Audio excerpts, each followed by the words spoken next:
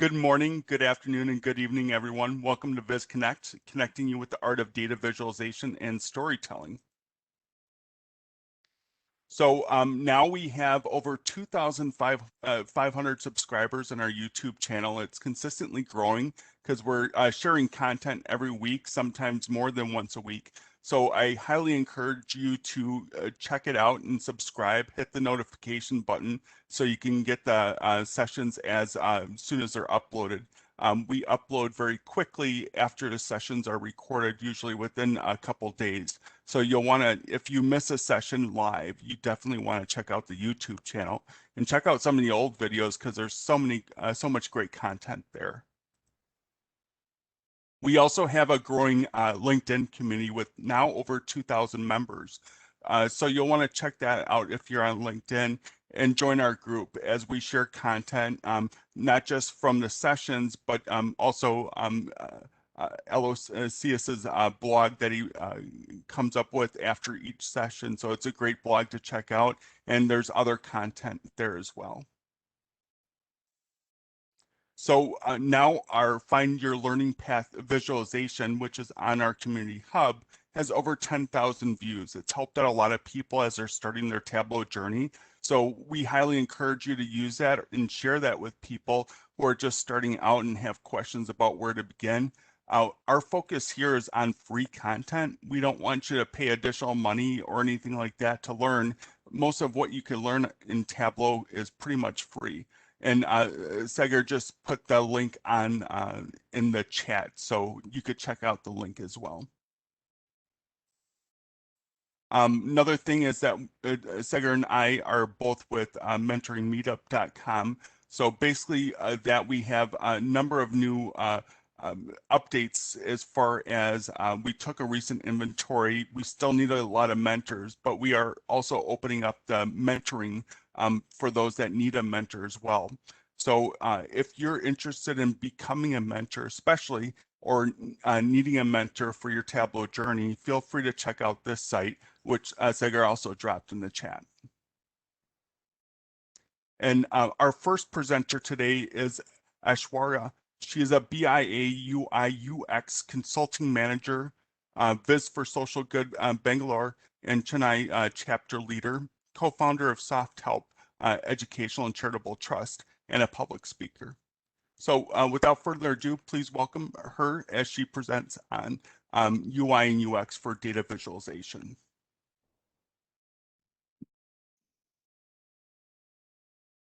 Sure.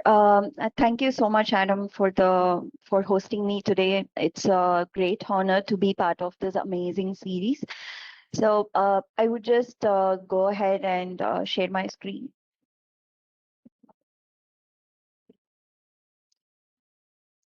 I hope everyone is able to see my screen now. Yes. Okay, awesome. So as Adam introduced, I'm Aishwarya Sivakumar. I work as a consulting manager in an IT firm, over 12 years of experience in IT. So I'm working for UI UX and visualization, and I have started my career as a tester, so that's where it started. So I know a bit of automation and data engineering as well. I also work as a Chennai and Bangalore chapter leader for Viz for Social Good. And in my personal front, I'm a social worker. I have co-founded Soft Help Educational and Charitable Trust when I was 19, and it's been successfully 13 years. We are running this NGO, touching a lot of lives in terms of providing educations to the students. And I'm also a public speaker. I have been giving a lot of talks to the colleges, and I'm closely working with Inlustro in terms of providing industry standard education to the students. And I have been also giving talks in Josh and a few more other events as well. So this is all about me. Let me just walk you through what is that exactly we are going to see today, which is UI UX in data visualization. So today, this is going to be the agenda. First, I would just walk you through on how it is making an impact, how it actually made an impact on my work, and then what is that exactly we are, we are doing in terms of UI UX in data visualization, and what is the benefits of UI UX. So when I was a BI developer, I was working with a lot of clients, and the typical routine would be we used to get the requirements from the customer. It's like, we need this report, we need that report, we would want to see the revenue, we want to see the profit like this, and we want filters, parameters. So such kind of requirements, and it keeps changing day in and day out. And typically the BI developers, when I was a BI developer, it was a different routine altogether. So even till the last minute, there were customers who were changing a lot of reports. So that is the ideal scenario, right? Because freezing a requirement when it comes to reporting, they find it as like a bit challenging, because things they will find it as like it's not needed. Later they will think like, yeah, I need this types. So after I got into UI UX, I found a lot of value, because we typically empathize with the stakeholder. So that is the key point of bringing UI UX in data visualization. So we empathize with the stakeholder. We conduct workshops with them in terms of user research, user persona interviews, gather requirements from them, and trying to understand their vision and motive of using this dashboard. And I was also thinking, like, why are we keeping these buttons here? Why are we doing why are we creating this kind of a graph to them when I was a BI developer? But after coming to UI UX, I found there is a lot of difference between what I was actually thinking when I creating as a normal report, but when I'm implementing UI UX, it brings a lot of change and also a lot of impact to the dashboard.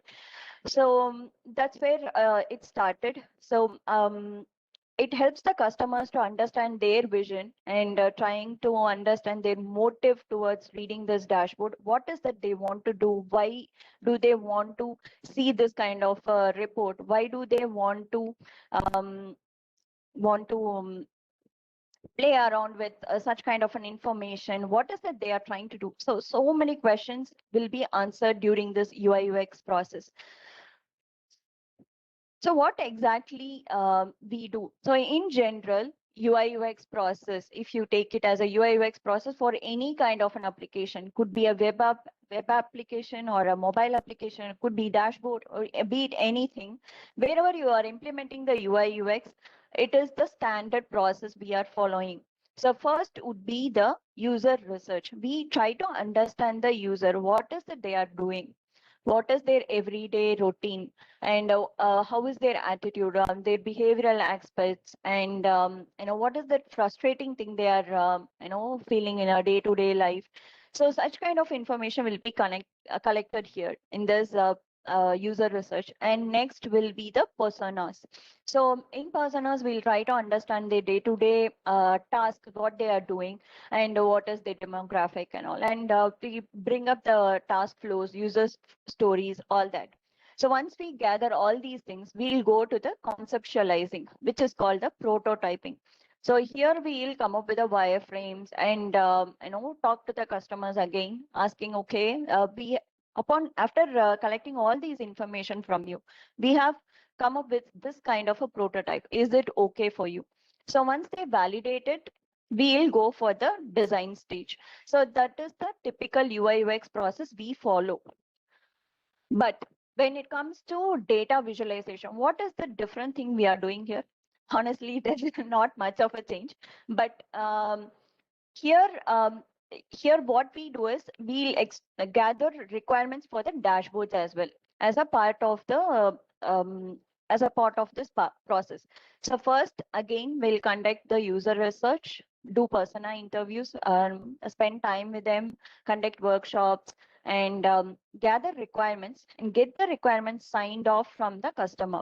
So once that is signed off, we'll prepare wireframes, which is prototyping stage. Once the prototyping is done, we'll get it reviewed from them, and then we'll start with the visual design. Once the visual design, static visual design is done, we have to go and demo to them. Stating, see, this is the mimic of your dashboard. This is how it would look after development, but you will have a dynamic data. But this is the look and feel of your dashboard. Are you okay with this? And so this is how you have to use your dashboard. Like, this is where you have to filter it. Once you filter it, the data would change here, and from here you can drill down to the next dashboards. So many scenarios, whatever we have captured during the user persona and the user research, we will address all of them in this preparing wireframes and static visual design stages, and demo it to the customer. Once they are fine with that, and once they say, okay, we are very happy with this, and we'll sign it off and freeze the requirements, then we'll go for the development stage. So after development, it is like a template for them. So the development will be easy for them. They just have to use it as a template and start creating the dashboards for the customers. So this is the typical process we use it in UI UX in data visualization. Okay, when I say user research, what do we exactly do? So we first talk to the customers, as I said already. We'll try to understand what he is doing. So it is all about the customer. So what is his typical day-to-day routine? Is he traveling like hours together? What is the frustrating thing he is facing in everyday basis? Is it using an application, or traveling, or what is that? Even his coffee could also be like not that great in office, so that could also be a frustrating thing. So we never know, but when we talk to them, we'll try to understand what is their attitude. So once we understand their routine, we'll be able to customize the dashboard in such a way that at least it will give them a soothing experience. So all these will be collected. So his goals, what is that he want to do, and what is his needs, what all the tasks he'll be doing, all these will be collected in user research. And in user persona, we'll be collecting the information of who are all the users. So it could be the, for an instance, a vice president, CXO levels, and director levels, and manager levels, and team level of 4 levels of users would be using this dashboard. So we never know. So we have to customize it for each and every level, and we have to think of all these scenarios while building our dashboard. So that is why the user group and the target users are very important here. And what is that the user wants to know out of the dashboard, and what does he want to do after coming out of the dashboard? So, and when it comes to demographic, we have to, we'll be collecting their age. Literally, we'll not ask them for the age, but then, it is a rough approximate age of these users. Because if it is, for example, if the user is like about 60-year-old, we will be thinking of adding a font, little more higher font. They will increase the font size. And when it comes to gender, again, the dashboard colors varies based on the male and female. And when it comes to education, language, even the layman should be able to understand the dashboard. So when we get all these information, we'll know in what level we have to give the dashboard, and we'll typically customize them and give it to them. And when it comes to task profiles, when I say task profiles, it is all about what is the day-to-day task, or what is that they want to do after getting this dashboard in their hand. What is the actionable insight they want to do? What is that actions, or any kind of what is that they want to address after reading this dashboard? So such kind of information will be collected in the user persona. Once this understanding of user, when the research and persona is done, next level is the domain understanding. So, uh, basically, when we get into the requirements, we have to understand what is the KPIs they are trying to give here, right? So before that, whatever they are trying to do here, we have to understand their domain first. That is very, very critical. At least we have to get a high level of understanding from them. Once that is done, we have to brainstorm and gather requirements from them. So these are all the typical questions I would ask. So that's why I have jotted down here. It will cover almost um, high level of whatever we require in a dashboard. So the first question would be, who are the users? A few questions, the first few set of questions, we would be covering it up in the user persona itself. But if you are missing anything, that can be that can be covered up here. so that a few questions could be repeated, but this is specifically for a dashboard. So who are the users and what is the purpose of the dashboard? This is where a long, as far as my experience, the detailed discussion would be going on. So once they identify the purpose of the dashboard, what is the objective of the dashboard, they will be easily coming up with the metrics and the KPIs they would want to see. And um, if they want to address a problem, for example, I do not know what my team is doing. I want to know the change request is like keep changing, and I want to know whether it is going with an approval or without an approval. So such kind of problem statement can be addressed during these discussion. So when they are coming up with the purpose of the dashboard, objective of the dashboard, everything else, the rest of the questions will become a cakewalk for them. And the questions like why will they come to the dashboard, what is their need, and what is the interest, why if they already have existing reports, why they are not using it, what is that they didn't like in that, and what is that they think that they want to improve in the current dashboard which we are going to build. So such kind of things will also be noted here and documented. Once we gather all these information, we will be getting a sign off from the customers. Okay, we have gathered all these requirements. Okay, you need a filter like this, you wanted different types of trends like this, you wanted to have a different levels of drill downs like this, and you wanted to have a bird's eye view like this. So this is all we have gathered, and this is the attitude, or this is the user research and persona we have identified from you. All these are correct or not, we just have to get the sign off from them. Once we get these information signed off, then we will be going for the wireframes prototyping. Okay, when I'm doing a prototype, what are all the things we have to consider? So this is a basic design interpretation by, we call it as Gestalt's principle. Most of you would have seen it, and this will help you to understand, or help you to mm, come to a conclusion like, okay, what all the graphs we can put it in where, and how it is actually perceived. So such kind of conclusions, such kind of decisions you can make based on these design interpretation. The first is the proximity. When the objects are closer together, irrespective of the shape, our brain will tend to perceive it as a group. So that is why it is called as a, that is where we use it as a bar graphs, or whatever the elements that you're putting in the dashboard, if they are closer together, it will be considered as a group. So that's how our brains, perceive it.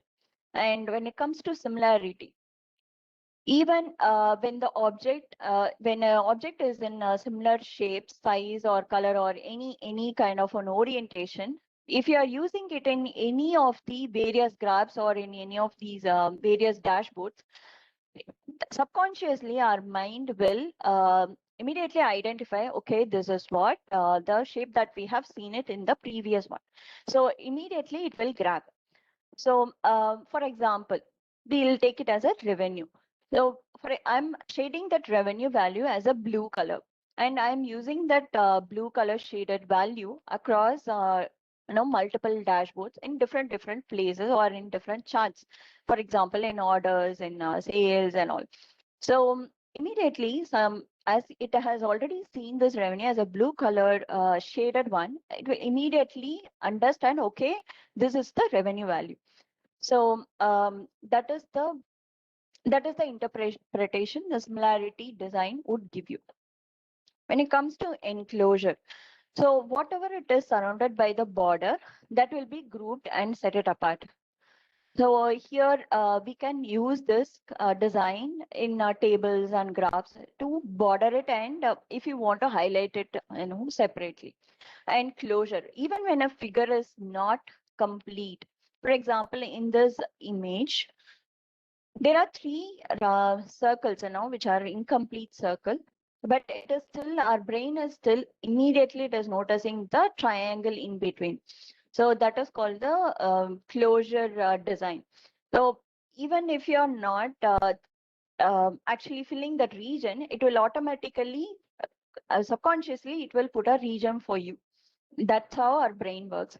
So if you want to save some space in your dashboard, you have a bar graph, and you do not need to come up with a background or a border for that. You just have to bring out the x-axis and the y-axis. It will immediately capture it as a one group, and it will identify, okay, this is a one set of information. It is one report.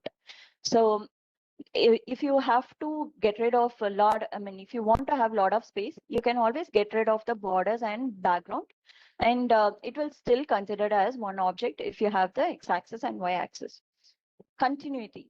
So we perceive these aligned objects to be a continuous. For example, if we have a hierarchical table, okay, we have a department, division, and the next levels of hierarchies. Okay, and in a table, you do not need to have those grid lines, or even it need not to be have a row divider and all, because when it is aligned, when the next level is aligned to the as in like intended properly, then it will immediately capture it as a group, and it will again set it apart.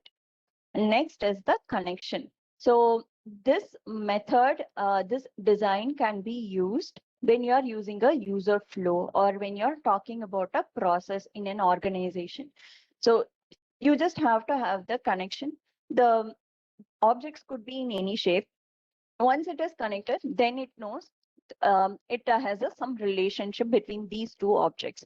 So these are all the basic design ideas, design interpretation. Based on all these ideas, I mean, all these design things, you can come up with your, or you can start putting up your graphs and the reports nicely in the dashboard. Now you can come to a conclusion. You'll have a fair idea on that. Okay, now I have the design interpretation with me, but is that all needed for coming up with a nice prototype which will help the customers? The answer is we still have to think of the memory. Only then we'll be able to place the objects or place the charts and graphs properly in a dashboard. So this I actually read it, or I have learned it from Stephen Few from the book Information Design Dashboard. So there are actually 7 types of memory, but these 3 types of memory would um, help you to actually design your dashboard in a nice way, or a very effective way. Customers have actually seen a significant change in reading the dashboard, which I have experienced in my own work. So when it comes to iconic memory is like a keyboard memory buffer of a computer.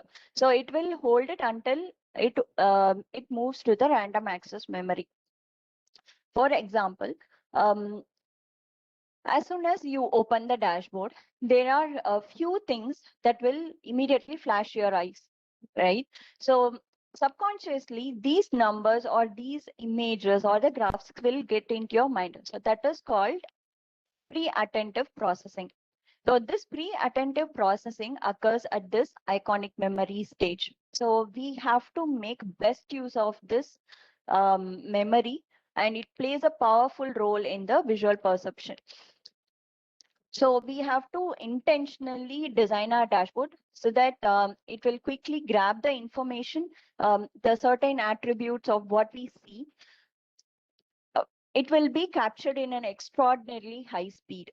So that is why whatever the important information, we have to keep it as a first, so that the pre-attentive processing makes best use of it, and then capture those information, keep it in their mind, in its mind. Next is the working memory. This is where the tricky part. right? So it is a temporary memory. These are all the important facts of the working memory. Only a portion of it will have a dedicated space to capture these visual information, like 3 or 4 chunks of it, and it has a very limited capacity. What exactly a working memory would do? So only if you start rehearsing, you see a number or you see something, and you try to keep rehearsing it, it will stay in your brain. So it will push it to the long-term memory and store it for the later use. Or otherwise, it will be completely forgotten. It will be completely erased from your brain.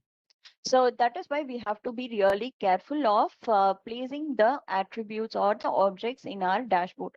That's why we should not keep a scroll bar in a dashboard, because the moment you scroll it down, whatever the information your memory has captured on top will be erased quickly, and you are making the users to again, we are making the users to go back and check the values again, right? So that is why the scroll bars should be avoided in any dashboard. If at all, if we have to have multiple information, again, the information should not be scattered in multiple dashboards, but you can have a continuity. For example, I'll have a bird's eye view first as a dashboard in my dashboard.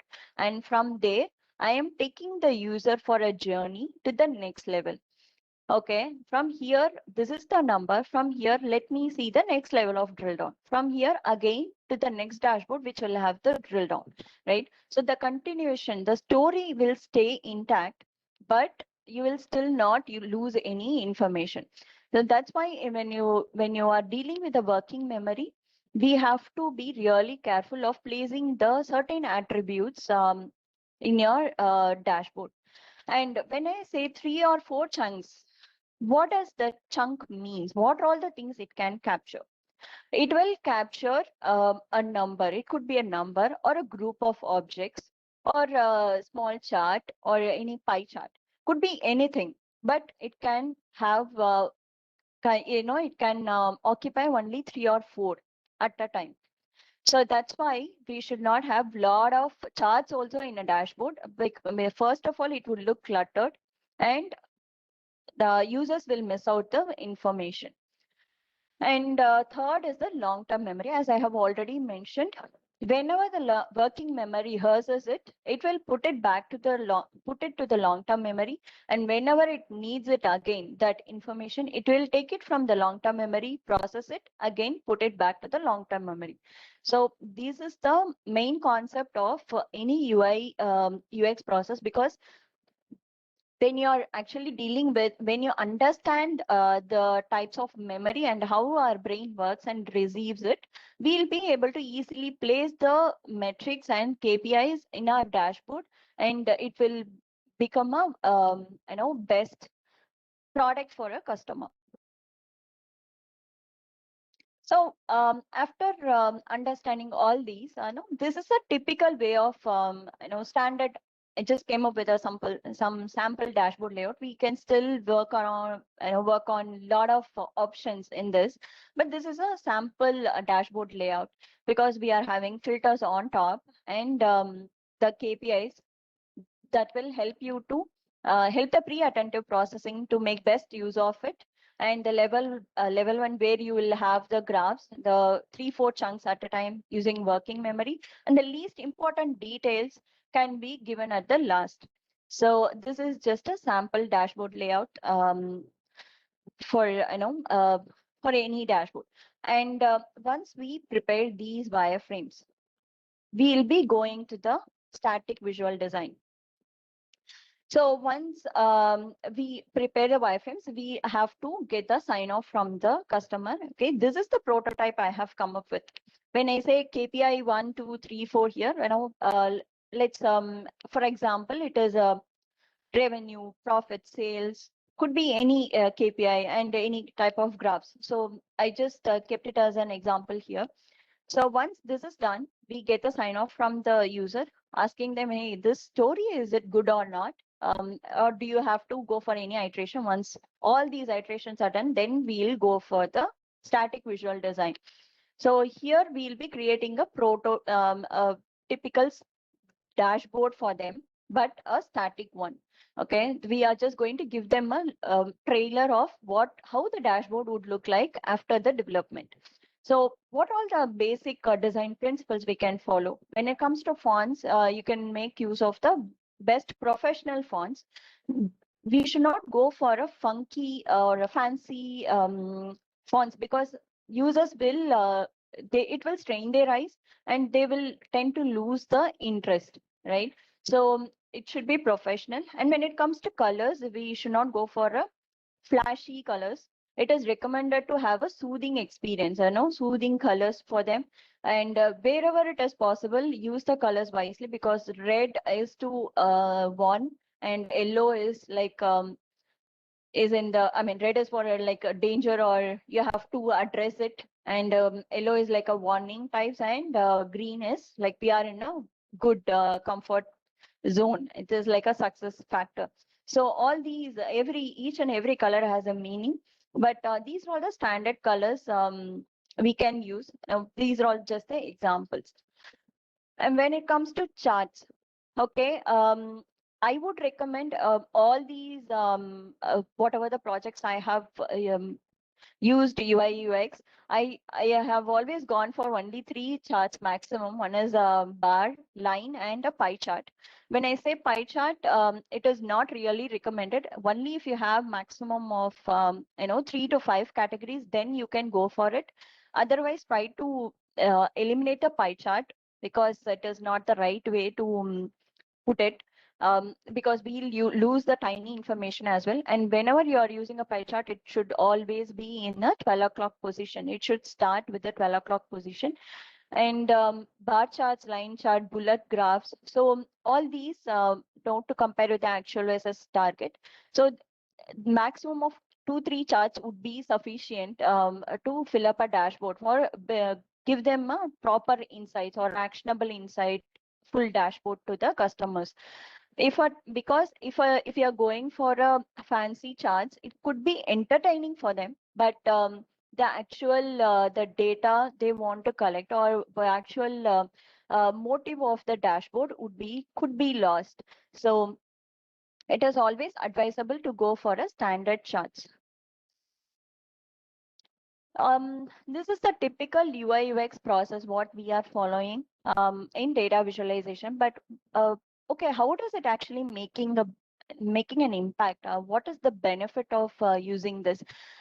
As I said earlier, we are getting the sign off in the first static visual design phase itself. It's like a template to the developer.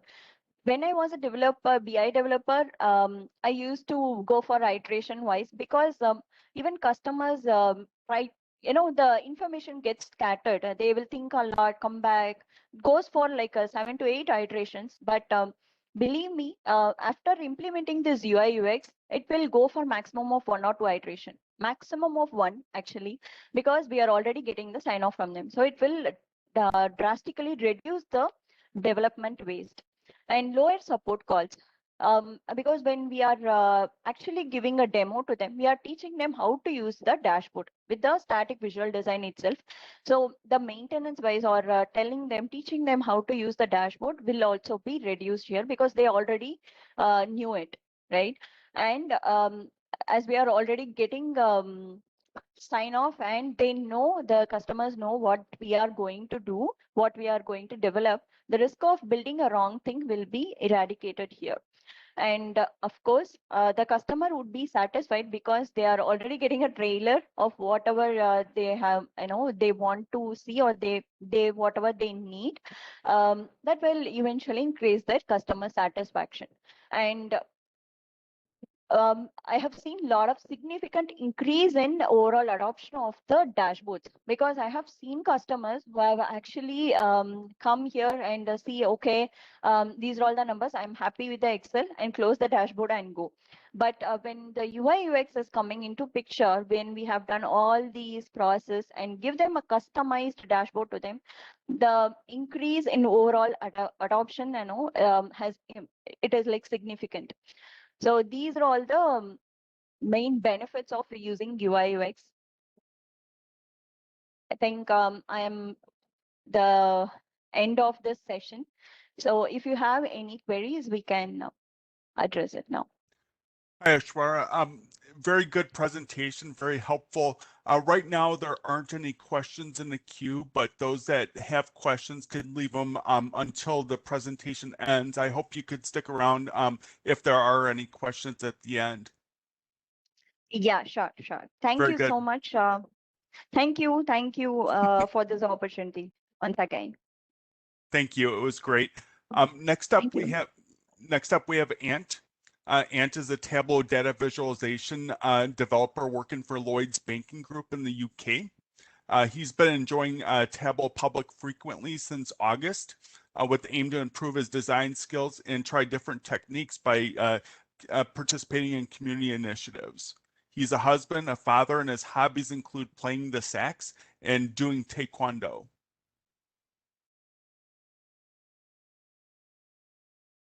Adam, just share my screen. Great, if you could let me know if you can see that okay. We could see it just fine. Thank you. Perfect. Great. Well, thanks Adam, and thanks Sagar for hosting this and letting me come along. It's my first community presenting of any type, so really looking forward to sort of walking through my Mario Viz, which you can see on the screen. Cool.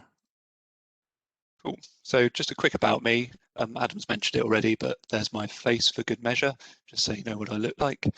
As he said, I work at Lloyd's Banking Group as a visualization developer. I've been using Tableau in the workplace for, I guess, around 5 years, and Tableau Public, I opened up my account about 2 years ago, but only really started using it in anger back in August, really using it to sort of play around, try new things, improve my sort of design skills. Again, live in Hertfordshire, UK with my wife and my daughter. And again, as Adam says, I love playing the saxophone, not so much recently, unfortunately, but and I practice taekwondo at Red Tag. You can find me on Twitter, Consultant, LinkedIn, Ant Pulley, and I've got a blog, consultant.uk as well, which I also have a blog about this Mario Viz if you wanted to look that up afterwards. So onto the Viz. What is Mario Day? First of all, so why did I do the Viz in the first place? So first of all, March the 10th is Mario Day. For those of you who don't know who Mario is, he's this little chap here. He's a video game plumber. He makes his money running around, traveling through pipes, saving princesses, jumping on mushrooms, that kind of thing. Most people, I'm sure, is pretty aware of him. But why March the 10th? Why is that Mario Day? Quite simple, really. It's because Mar and 10 looks like Mario. So pretty simple. That's why it's Mario Day. And I wasn't aware of this day before last year, and a bit of a call out to my colleague Amar Singh, who introduced me to it on Tableau last year, where he put up a Viz wishing people a happy Mario Day. And a few months ago, he said to me, "Are you going to do one for me this time?" So I thought, "Yep, I'll give that a crack." So why a slide puzzle? Basically, there's a few reasons I went down the slide puzzle route. I wanted to build a game. Obviously, Mario is a game character, so I wanted something to play. I wanted it to be simple to use, hopefully simple to build. I wanted some sort of end game, so when you get to the end of your game, you have a message that says Happy Mario Day, have a picture that sort of celebrates it. I wanted it to be interactive and animated, two of the things I really enjoy doing in Tableau. And I wanted to promote some kind of sort of competition. So is there a score I could use to drive people to try and do it quicker, that kind of thing. So all those things lent themselves quite well to this kind of slide puzzle idea, which you can see on the screen there, which in my opinion works a lot better than the plastic versions I used to have as a kid, because it doesn't get stuck, it moves nice and smoothly, and it doesn't use any plastic, so that's fantastic. So I'm going to go over some of the main techniques I've used just in words here, and then I'll jump into Tableau to show you some of the things. To get the basic slide puzzle working, it relies a lot on using parameters as a data source, which is something I picked up from Mark Reed. So that's using a parameter to store a lot of different elements, which you can then call and send back to the parameter using calculations. The calculations generally being find, mid, and replace sort of string calculations, and then using parameter actions on the viz to update these parameters. The next bit is around animation and layering. So how do I actually get the animation running? So there's a few complexities around that, and also how I'm using worksheets in a layered way to get it working. I'm not going to go over this, but just to touch on Figma, which I used for some of the background images, I used for some of the icons and splitting up the main image that I use as my tiles. And then finally, I'll just quickly go over sort of what I'm calling the finishing touches. So like the turn counter, the help prompts, which I put passive aggressive in there. That came out after I published it. I hadn't realized how perhaps passive aggressive my messages were. I thought they were a bit of fun, but I think it spurred people on to try and do it quicker. And then obviously the final animation where I've got Mario and a few things appearing on the screen. So let me jump to Tableau. So here is the final viz. As you can see, working nicely. Got my little help screen at the top here that pops up.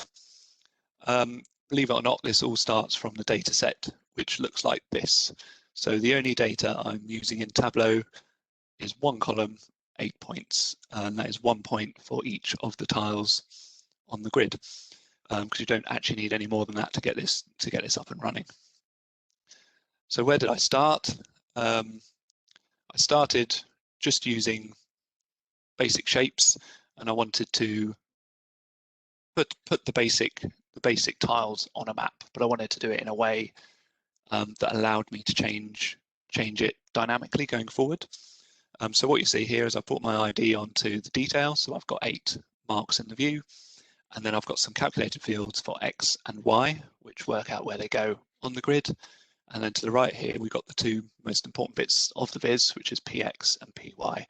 Now these are my 2 parameters, PX and PY, which are holding, PX is holding all of the IDs of all of the points and their current position, and they're holding them in pairs of integers. So if you see here, the first pair is 1 colon 2, which is ID 1, X value 2. The second one is 2, 1, so that's ID number 2, X value number 1, as you can see there. And each of those is separated by a semicolon, so there's an easy way of sort of splitting them up when you need to. PY is exactly the same, it's just the Y coordinates. So you've got ID number 1 next to Y coordinate number 2, again you can see there. So if I just jump into this X calculation, the X and Y calculations are very, very similar. This is where I start to use my text string functions. So I've got a mid and a find, because what I want to do is for each ID, I want to find the X coordinate in this parameter and return it as the X value here. To do that, I need to find where number 1 is, and then move along a couple of positions and return number 2. So the way I'm doing this, I'm using a mid function with a find in between. So what the mid is doing is looking at the full length of the parameter. It's finding a start point, and then it's taking 1 character from that start point, and that point I want is here. Now, in order to find that start point, I then need to find where the ID sits in this string, and I can do that by pulling through the ID and the colon.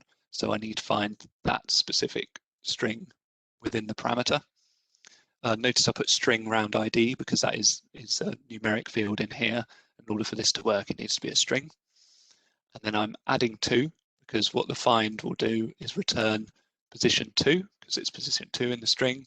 But what I want for the mid is position 4, which is two positions later. So I'm then adding 2 and taking 1 character.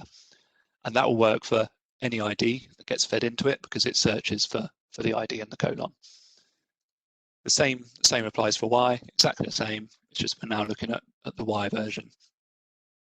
And that is basically how this is set up. If I were to show you how it changes, so ID 1 there has got X2, Y2. If I were to move that Y to 3, I can change it manually here, and up it goes. It moves on the way up there. Obviously, we don't want the users to be able to go in and update that. So the next stage is to make it interactive. But before I go there, I also want to point out that I'm storing the blank position in a parameter as well. So I want to know where the blank is as well as where all the tiles are, because that will help me with my interaction a bit later. So you can see here the P blank is X coordinate 2, Y coordinate 3. So 2, 3, there's my blank, lovely. So how do we get it interactive?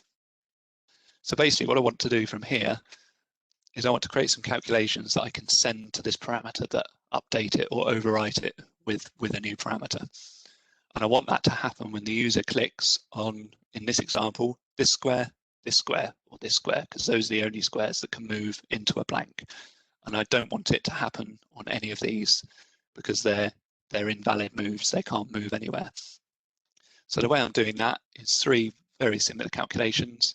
I'm basically creating a new X value for the parameter, a new Y value for the parameter, and a new blank value for the parameter. So I'll take you through the X one.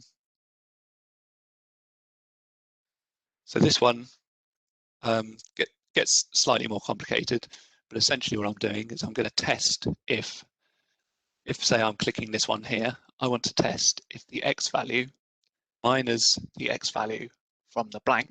So the X value here is 2, so I'm in number 2, and the X value for the blank, the X value for the blank is also 2. And, oh, sorry, I'm doing it the wrong way around.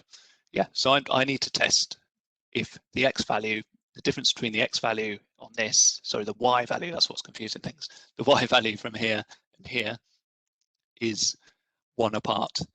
If it's 1 apart, that's 1 test complete.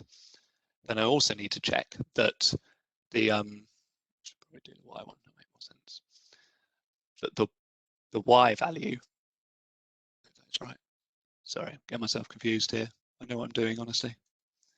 I also need to check the Y value is in the same plane, because I want to move the X value by 1, but I want to check that it's the right Y value, because if the Y value is different, I don't want it to move. I hope that made sense. If it satisfies these conditions, so if it's next to the blank and it's also in the same plane as the Y, then I'm going to start using a replace function. So what this does, it will replace an element of my parameter with an updated element. So I'll look for my parameter. I'm going to replace what's currently there, which is my ID plus a colon plus my X value. I'm going to replace it with what is in my blank because I want to move that to there. So it's going to replace the value in that.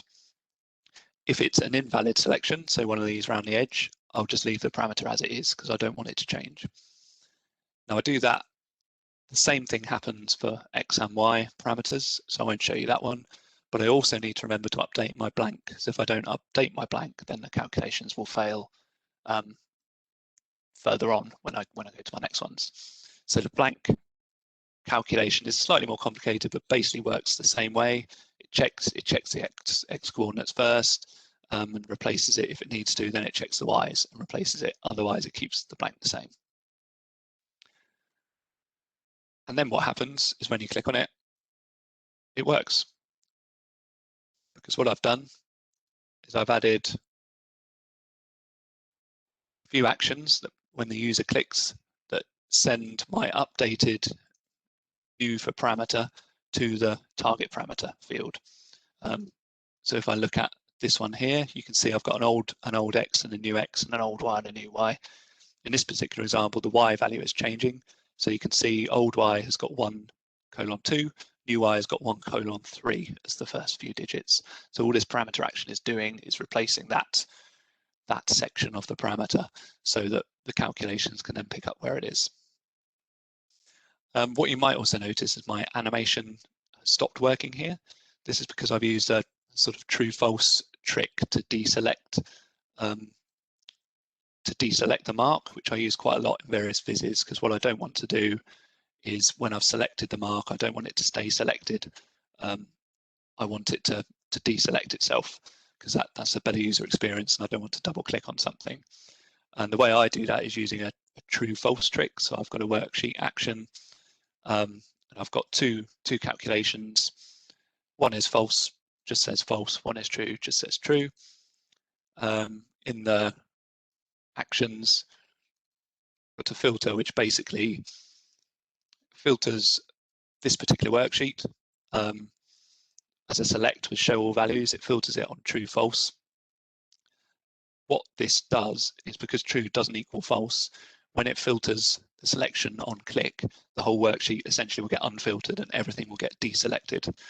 Then, because it's got deselected, the default action for it to happen is to show all values. So then it shows all values again, but without the initial selection chosen, which is a really useful trick, which I use in loads of different things.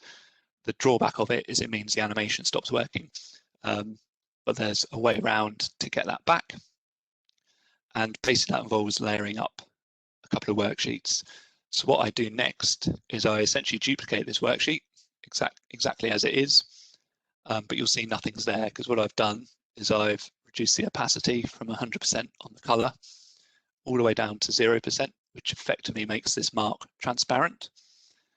And what that means is I can put this on top of my actual visual, include all the detail I need to in here to action the various parameter actions, but without affecting the underlying visual. So if I stick that on a dashboard, what I've got here, it looks like one sheet. What it is actually two sheets. So I've got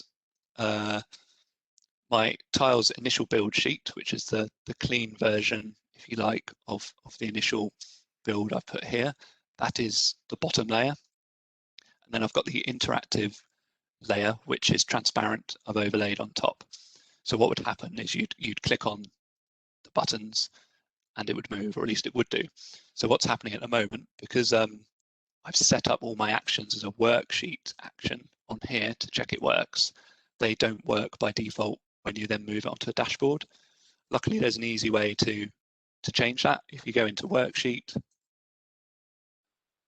actions, and then you'll see all your worksheet actions here.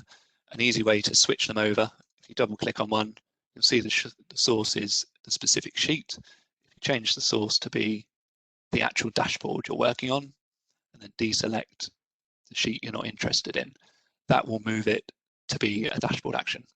So it's a nice and simple way to switch your worksheet actions over to dashboard actions. Let me just do that with all the rest, just to prove it works. Nothing like a live demo. To check it works. Interactive layer. Oh. Yeah, sort of worked.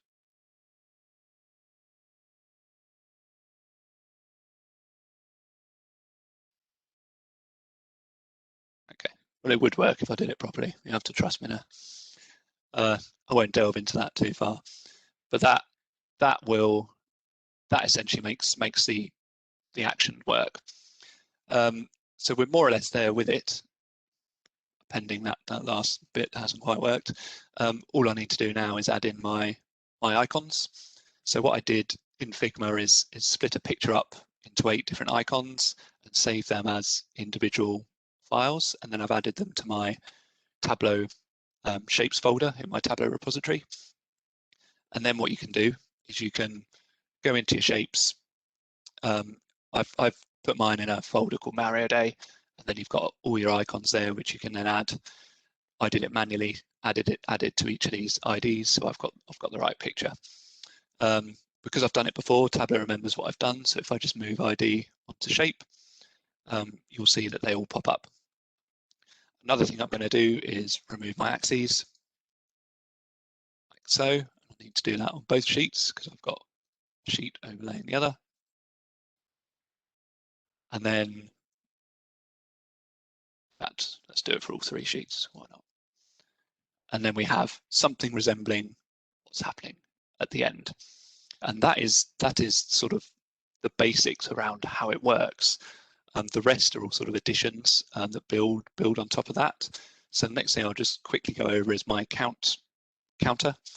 This is actually very simple. The counter is just a very simple sheet based off a parameter, which is p count. I've just got a sheet which literally has this calculated field, which is equal to the counter on it as a text field. That's all that is, and that sits on top here. In order to get that updating, I need to amend my interactive sheet again to add another number to pass through to that count parameter so that it updates every time a user clicks. Now it's not just as simple as adding 1 every time a user clicks, because I don't want to add 1 if they click here, for example, because that isn't a valid movement, that's not a valid movement, that's not a valid movement. So I only want to add 1 when I click these, which are the valid ones. And that's quite simple. It's very simple, similar to my blank calculation as to how I update the blank. Basically, I'm checking the same things as I would have checked when I'm updating the blank. And if it's a valid move, I'm adding 1. If it's a valid move looking at y-axis, then I'm adding 1. If it's not, then I want to keep it the same because I don't want it to increment. So that's how I've done the counter. Then I've got something I'm calling quick finish. Now, quick finish is my passive aggressive, for lack of a better word, help options which pop up, which allow the user to sort of auto-complete it if they need help, or if they're bored, or because my theory behind this was people might not want to get all the way through. They might just want to see how it finishes. And also, I hadn't realized actually how hard this is. I've seen some big numbers coming in of how quickly people have done it. This is quite simple, and I'm using the p count that I've already created to do it. I've essentially created 5 images in Figma, and this puts a different image up based on the number of counts that's happened. So if I look at what I'm doing, basically I've got 5 different images. I'm labeling them A, B, C, D, E. A appears if the count is 10, B appears if it's 20, C if it's 30, D if it's 50, and then I've got a generic image that appears for every 50 turns after that. For that one, I use a modulo operator, which basically says if there's no remainder from dividing p count by 50, i.e. it's divisible by 50, i.e. it's 100 or 150, then place E as the output. So if I show you just changing that to 100, you'll get this who's counting still here box that pops up. So that's all that is, and that appears here. Now this in itself isn't interactive. What I've done is overlaid some floating sheets which allow you to interact. There's a close one, which all that does is update an open close parameter, which hides this sheet. And then I've got an autocomplete one, which is the more interesting one. And I'll just quickly go through. Because in order to autocomplete, I need to store the solutions. So I need essentially to overwrite my px, my py, and my p blank with the solution, which obviously I know what it is already. So the way I've done that, for some reason I've done it in 2 different ways. I've got p solution x stored as a parameter, so it will look exactly the same as px, but this is the actual finished solution. Same with y. With blank, I actually just hard coded it, which I could have done with the p solutions as well. But basically, I've then got these. So this calculation just pulls through the solution from the parameter. A blank, I've just hard coded my blank solution because I know what the answer is there. And then this again is a transparent worksheet object, which I place over here, and basically run three dashboard actions, which update px, parameter x, with the solution, parameter y with the solution, and the same for the blank. So when you click on autocomplete, it updates those 3 parameters with the solutions, and all the stuff happens at the end. The magic, if you like, happens at the end, and all the images go to the right place. The very last thing that happens is these animations coming in. So I'll give you a quick view of how I've done that. First, I'll just change. Sorry, I'll just turn it up so it's not finished. So the way I do this, and I've done this quite a few times before with with animations. If I want something to appear on a screen, I will fix my axis and I will put the images off the screen at a negative point on the axis. So at the moment, it doesn't look like there's anything on this sheet. But if I change the axis to automatic, you'll see actually the icons are there. I've just hidden them off to the left at varying points, which was a bit trial and error. The points I used to make them come in at the right speed. So the benefit of this is I store them off the screen. I set my fixed axis. So when they come sliding in, it looks like they're appearing out of nowhere, whereas actually you can see by the outlines, the images are always there. They just pop in at the very last minute. So let's do that again, just because this is the fun bit. Let's do it again. There we go. So they all pop in. So all of these come in from the left. This one comes in from the left. That one gets pushed off to the right, comes in. The only thing I really did trial and error was how far back to put the fireball, because I wanted the fireball to appear quicker than Mario. I want it to look like he was actually shooting it from his hand rather than it just sort of appearing. So I think I got there with that one. And there you have it. I hope that mostly made sense. I realise it was quite detailed in points, but that is a run through of the Mario Viz. And any questions at any point, happy to hear them. Hey, thank you, Ant, for presenting that. No problem. I think one thing I want to say is that, have you really done this in Tableau? Yep. And I think that's no limit to creativity, right? I think thank you for sharing how you have gone ahead and created this. Yeah. No problem. Perfect. So if you have any questions for Ant or Aishwarya, we can take one question, just put it into the chat, happy to answer it. Aishwarya, there was one question for you. Is it the right practice to use a pie chart if you want to know the percentage contribution of a particular category? Yeah, I mean, definitely we can, but it depends again on the number of categories. As I said, if I am using it for understanding the percentage of category, then I would go for only 2. Like I think that is only if it is like really required. If the customer is like bored of bar charts, then I would say, okay, let me bring you a pie chart for you then. Perfect, thank you. And maybe one last question from me, and I will start from you. What is your source of inspiration for Tableau, right? How you get inspired, how you get feedback on creating vizes like this? And you're working with Lloyd Banking, right? How do you differentiate working on a business, a dashboard, and something like this on a creative side?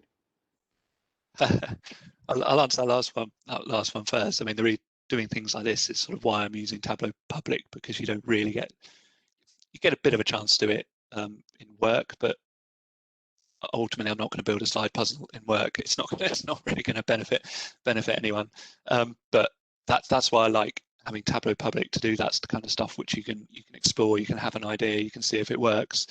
It's really good. But actually, you can bring some of that stuff into work, and actually, I've been bringing some things I've learned on Tableau Public into my work dashboards, which I've seen tips on Twitter, which I found really good. In terms of inspiration, it could be anything, but to be honest, I've got so many bookmarks on Twitter from the data fam and everyone who's doing it on Tableau. Like I said before, it was Amar Singh who did a Mario Day 1 last year, and that sort of always stuck in my mind. What can I do about that? Really, it comes from the weirdest places sometimes, but the amount of bookmarks I have on Tableau Public and Twitter for things I want to try, and doing Makeover Mondays, maybe I'll try things I've seen while I'm doing that. Thank you, Anne. Aishwarya, what about you? What is your source of inspiration and how you're participating in Tableau community projects? So actually, when I was a tester, I didn't really think that I would get into business intelligence. But Tableau is like my mom's place. So I started, I got into BI with this Tableau, exploring more on the Tableau side. So I would say I'm the inspiration for myself, because when I started, there were literally no one was in my organization who was working for Tableau. So that's how I started. Later, when I started to feel the positivity among the community members, it's like amazing. They're like so kind, and even the Tableau Zen masters, they would come back and they would come and give you feedback on your work. I know I'm like a one person somewhere in this world, but they will identify us, and they will literally come back and say, hey, you can improve in this, you can improve in that. That actually helped me to improve a lot, and I would say they are my inspiration. um, they literally molded me, and I felt like I'm not alone. There are a lot of people who are there to help for me. So I would say all the legends who are in the Tableau community are my inspiration. Thank you, Aishwarya. And that's the beauty about a community, right? Everyone is there Yeah. for everyone. Yeah. So with that, Yes. yeah, thank you, Aishwarya. With that, thank you, Aishwarya. Thank you, Anne. It was a pleasure to have you on VizConnect. And thank you for sharing all the tips and tricks, learning resources, and especially inspiring everyone in the community, right? Just to go ahead, challenge ourselves, and start learning Tableau and improve our skills on it. Thank you. Absolutely. Thank you. Our pleasure. Thank you for hosting us today. It was a great time. Perfect. With that, thank you everyone for joining.